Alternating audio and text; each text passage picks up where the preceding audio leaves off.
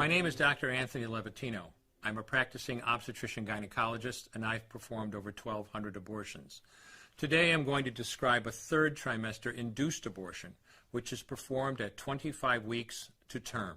At this point, the baby is almost fully developed and viable, meaning he or she could survive outside the womb if the mother were to go into labor prematurely. Because the baby is so large and developed, this procedure takes 3 or 4 days to complete. On day 1, the abortionist uses a large needle to inject a drug called digoxin. Digoxin is generally used to treat heart problems, but a high enough dosage of digoxin will cause fatal cardiac arrest.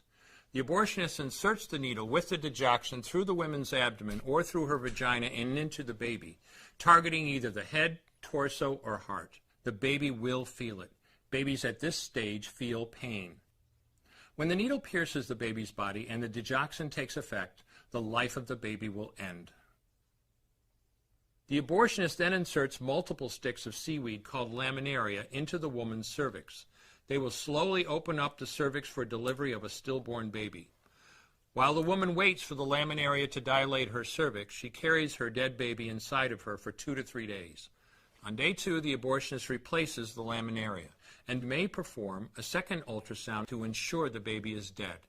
If the child is still alive, he administers another lethal dose of digoxin. The woman then goes back to where she is staying while her cervix continues to dilate. If she goes into labor and is unable to make it to the clinic in time, she will give birth at home or in a hotel. In this case, she may be advised to deliver her baby into a bathroom toilet. The abortionist then comes to remove the baby and clean up. If she can make it to the clinic, she will do so during her severest contractions and deliver her dead son or daughter. If the baby does not come out whole, then the procedure becomes a D&E, a dilation and evacuation, and the abortionist uses clamps and forceps to dismember the baby, piece by piece.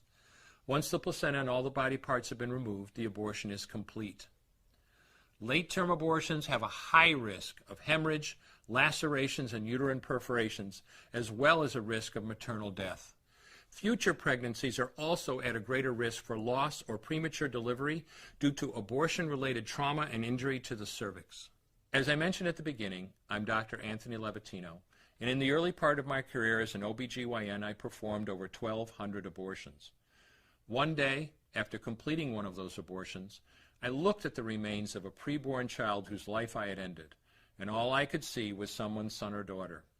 I came to realize that killing a baby at any stage of pregnancy for any reason is wrong.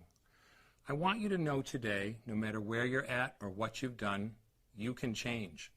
Make a decision today to protect the preborn. Thank you for your time. I will no longer do any more abortions. When you finally figure out that killing a baby that big for money is wrong, that it doesn't take you too long to figure out it doesn't matter if the baby is this big or this big or this big or maybe even this big, it's all the same.